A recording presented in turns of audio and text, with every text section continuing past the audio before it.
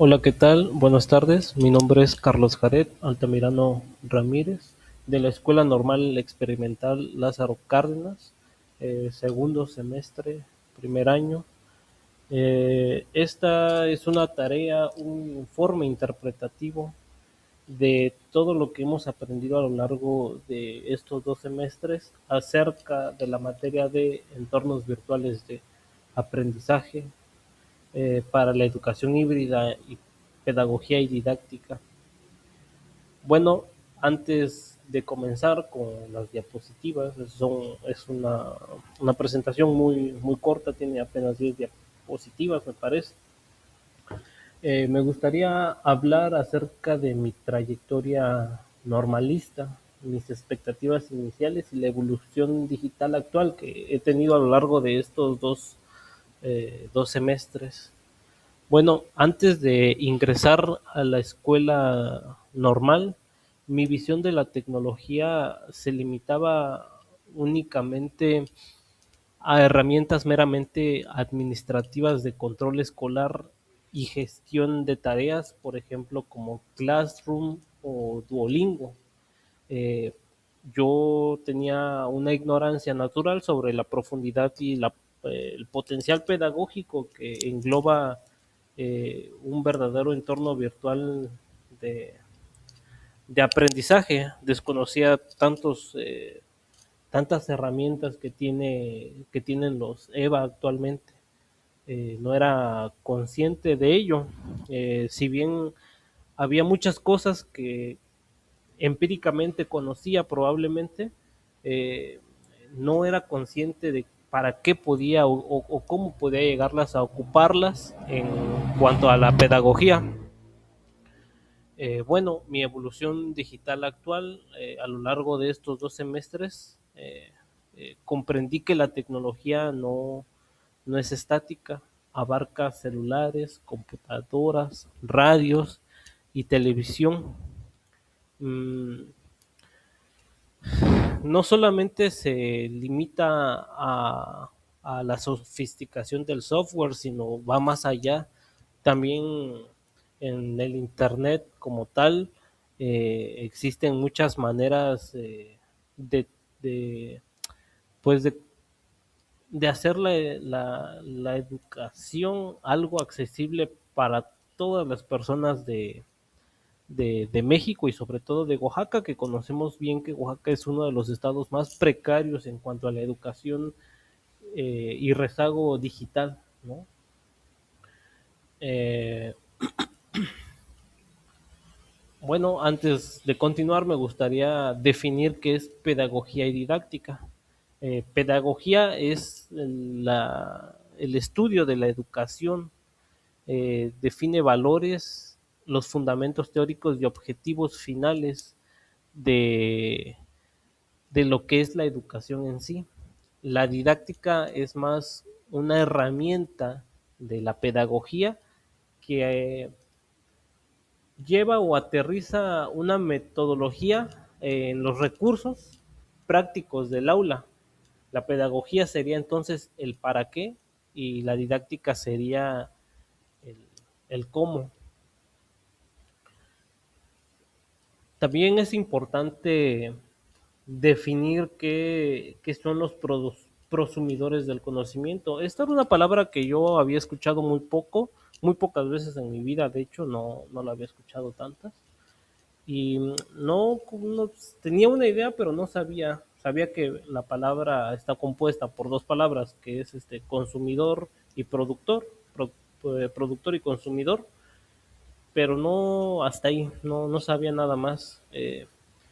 Entiendo o se entiende por naturalidad que un consumidor pasivo es una persona o un estudiante, hablando en el contexto meramente educativo, es un estudiante que se dedica únicamente a ver a contenido digital sin cuestionarse ni una contextualización educativa, mientras que un prosumidor se refiere a una persona o a un alumno, puede ser alumno, docente o cualquier persona, cualquier profesional o no profesional, que crea información digitalizada, la analiza, la critica y genera un pensamiento crítico. Eh, el rol que tenemos los docentes y futuros docentes en esta práctica es hacer que las personas, los alumnos, se cuestionen, investiguen, curen su contenido, aprendan a saber qué es lo que les sirve y las cosas que no les sirve, entre tanta información de conocimiento que tenemos hoy en día al alcance con un solo clic, ¿no? Eh, También es importante definir qué significa red y EVA. Son conceptos clave que creo que debería de quedar muy claros si tu rol como docente es planear, utilizar todos los dispositivos digitales y todas las plataformas que están al alcance de tu mano. Bueno, red significa recursos educativos digitales y hace referencia a insumos materiales interactivos en formato digital creados específicamente con un propósito y diseño de aprendizaje intencionado, por eso su nombre, ¿no? Recursos educativos digitales. Unos ejemplos son videos, infografías, audiolibros, simuladores virtuales, cuestionamientos interactivos. Hoy en día es muy fácil ver personas o profesores que dan cursos a través de cualquiera de estas herramientas. Yo personalmente me tocó conocer a un profesor que hacía sus clases en línea y él los hacía en forma de videos e infografías pedagógicas, ¿no? Y al finalizar una clase te hacían un cuestionario interactivo a través de, de, de, de, de pues de una página de internet que no recuerdo ahorita cuál es el nombre. ¿Y qué son los EVAs? Que son los entornos virtuales de aprendizaje. Son las plataformas institucionales o espacios dinámicos en la red que integran organizadamente diversos recursos didácticos para guiar al estudiante. Un ejemplo es Classroom, Moodle, Duolingo también se me viene a la mente. Hoy en día también funciona mucho Skype o plataformas escolares sincrónicas u offline. Eh, Bueno, ya que tenemos estos conceptos definidos y esta pequeña charla previa, viene mi plática o mi experiencia en estos 2 semestres que he tenido como estudiante normalista. Quiero aclarar también que en estas diapositivas y en mi informe final, yo me centré a la hora de hablar de esto únicamente en mi experiencia como practicante de este último semestre, el segundo semestre. Pero en estas diapositivas, en este video, voy a hablar un poco del tema general que he tenido en el primer semestre también. Durante mi primer semestre, en las prácticas educativas me di cuenta de las precariedades que tienen las escuelas rurales. Me tocó hacer a mí mi servicio, mi práctica educativa en la escuela de Llano Grande, que es una escuela muy bonita. A mí me parece una escuela eh, eh, pues muy sana, por decirlo de alguna manera. Todos los estudiantes en este contexto rural son muy respetuosos, son muy acomedidos, eh, pero de algo de lo que me di cuenta en cuanto a la infraestructura de la escuela es que tiene precariedades con respecto, por ejemplo, a la luz. La escuela no cuenta con con un sistema de red eléctrica funcional, porque lo tiene, pero no funciona al 100%. También la escuela, pues de alguna manera, al estar en una comunidad, no cuenta con señal telefónica. Es difícil comunicarse con alguien porque si quieres hacerlo, tienes que salirte de la escuela y caminar alrededor de 15 minutos hasta el municipio más o menos para que puedas tener señal de teléfono y por ello internet también. La escuela tampoco cuenta con un sistema de internet ni satelital ni fijo, entonces ahí vemos también una precariedad. Eh, Aquí es donde yo realmente me pregunto cómo puedo utilizar los EVA en una comunidad que a veces tienen luz, a veces no tienen luz. Eh, ¿Cómo puedo hacer llegar los recursos digitales que existen en la red, en Internet, a todos esos niños? No hay una manera viable de, de darle todos esos recursos, aparte de imprimir, porque incluso la escuela no cuenta con un proyector. Entonces, aparte de sacar hojas, impresiones, realmente no hay otra manera de hacer que todos los alumnos les llegue todo este tipo de información. Incluso hay padres de familia que no cuentan con un celular, no todos lo tienen. Recuerdo que esa fue mi primera experiencia. Me di cuenta que los EVA, eh, desde esa perspectiva, parecen más centralizados, irónicamente, porque el objetivo es descentralizar la educación, pero parecen más centralizados y un privilegio para, para las escuelas que cuentan con esa infraestructura y que por lo general se ubican en las urbes, en las urbes y en las ciudades, o en los grandes municipios también. Ahora en este segundo semestre, en la práctica en la muralla, la primaria Gustavo B. Mendoza, la escuela también cuenta con un profundo choque entre los supuestos teóricos que tiene los EVA y la marginación infraestructural real eh, de la comunidad. La carencia absoluta de Internet transforma lo virtual muchas veces digital offline, y eso si los profesores tienen la virtud o la fortuna de tener una computadora o algún material, algún recurso electrónico para que sea offline, ¿no? Eh, Aquí me doy cuenta que se, en este tipo de comunidades, como lo es La Muralla y Llano Grande, en donde estuve haciendo mis prácticas previamente, eh, se apuesta más por la creatividad analógica, por el uso de papel bond, el uso de exposiciones, el uso de carteles. Entonces,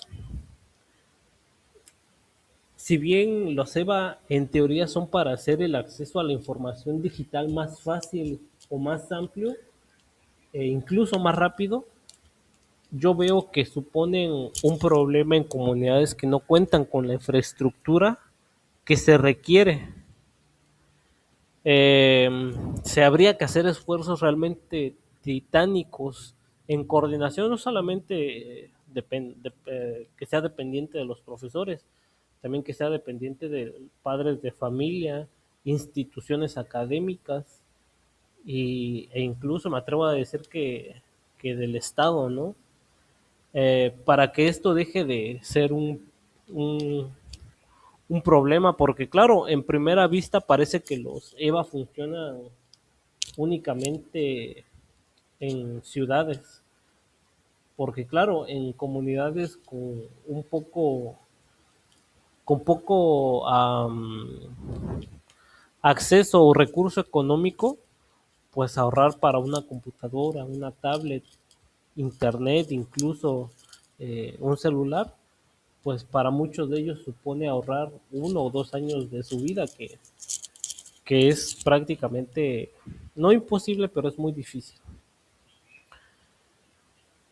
Eh, los desafíos de conectividad, como bien lo decía hace rato, existe eh, una conectividad inexistente.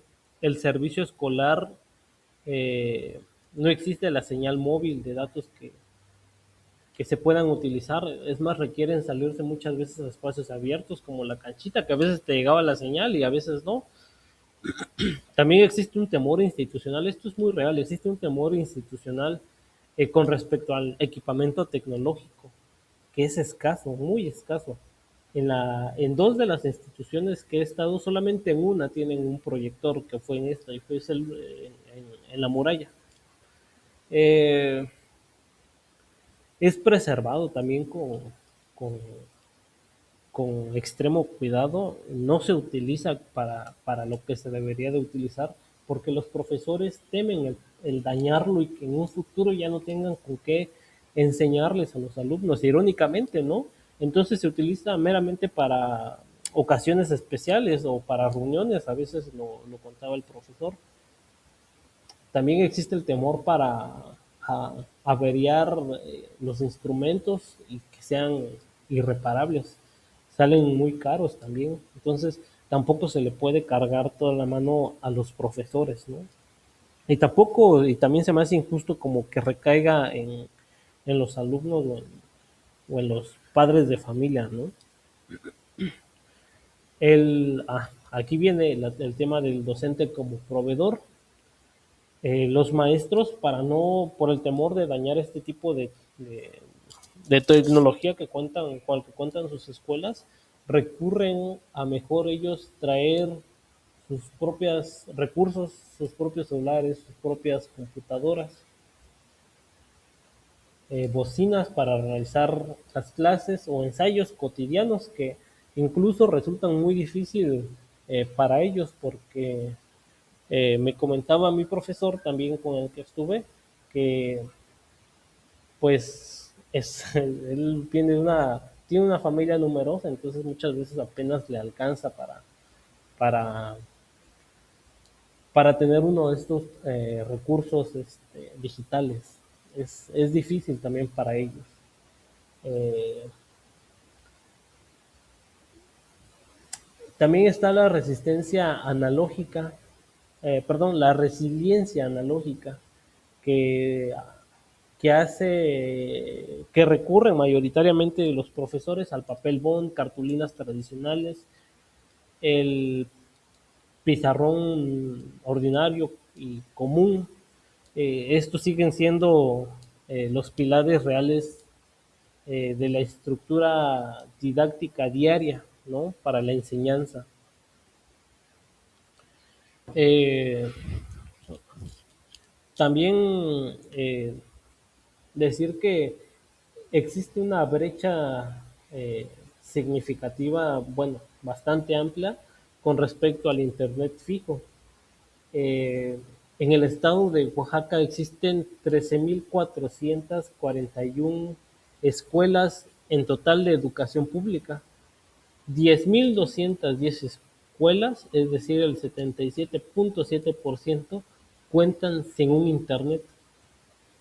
Únicamente 3.061 escuelas, el 23.3%, cuentan con Internet fijo. Entonces, de entrada ya vemos o pareciera que los EVA se sitúan o son más un privilegio que una ayuda real. En teoría, los EVA suenan, incluso me atrevo a decir sarcásticamente que hasta bonitos, pero pues nos damos cuenta en la realidad de Oaxaca que es muy difícil porque no existe una infraestructura y trasladar el costo de toda la infraestructura de un estado a los bolsillos de alumnos o de profesores es algo completamente fuera de la realidad. Es hasta, no sé, es difícil, es difícil. Eh, si bien los EVA me parecen un recurso que se puede ocupar en, en sitios con una población un poco más grande, eh, y me parecen que son muchas veces súper, me parece que son muchas veces, me parece que son muchas veces increíbles y que hay una gran área de oportunidad en los EVA. Eh, pero al menos en México, en Oaxaca, no estamos preparados todavía para poder sobrellevar este tipo de cuestiones. Los profesores tienen una gran tarea, una gran labor, una difícil tarea, una difícil labor para poder llevar esta nueva educación a todas las comunidades de Oaxaca. Es difícil pensar en una solución real a con costos pues relativamente bajos, ¿no? Eh, con respecto a uno de los beneficios quizás que nos deja como el hecho de estar aislados, es que es la resistencia a los usos y costumbres. Paradójicamente, el aislamiento tecnológico ha actuado como una protección para resguardar la transferencia de usos y costumbres e identidad lingüística en la muralla. Eh, la futura inevitable llegada de servicios de conectividad, proyectada en un pizarrón incierto de 5 a 10 años, no debe plantearse como una colonización cultural digital, sino como una herramienta soberana para registrar y difundir y valorar la riqueza de la cosmovisión oaxaqueña. Es importante también preservar la cultura en este sentido. Si bien los EVA hoy en día traen muchos beneficios, creo que también traen afectan mucho a las comunidades si no se aprende o si no se puede administrar de manera adecuada para las comunidades, pueden llegar a perder su sentido de costumbre y pertenencia. Eh, También la curación de redes y docentes, bueno, pues la curación de contenidos en contextos con gran brecha digital. Curar contenidos no es una opción estética, sino una necesidad pedagógica indispensable. Consiste en buscar, analizar, dosificar y descargar previamente los recursos digitales en el hogar del docente para poder proyectarlos posteriormente sin conexión en el aula comunitaria, que sería una de las opciones. Redes de colaboración, bueno, las redes digitales entre los docentes, en caso de mi escuela, son un fenómeno emergente, pero sumamente valioso para compartir estrategias didácticas. Hoy en día, la mayoría, bueno, todos los profesores realmente envían su tarea por WhatsApp eh, o por plataformas como Classroom, y yo creo que es institucionalizar las prácticas puede potenciar la resiliencia en regiones desfavorecidas.